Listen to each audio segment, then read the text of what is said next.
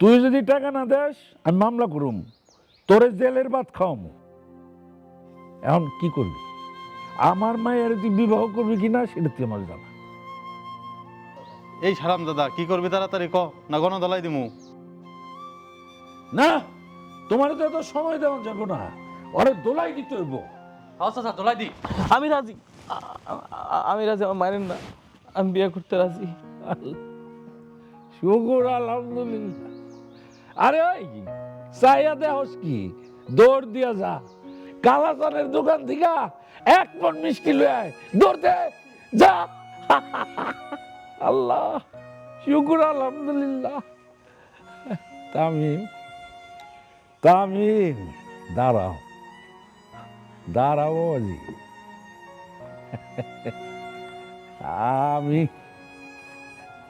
আমি সত্য সত্য অনেক খুশি।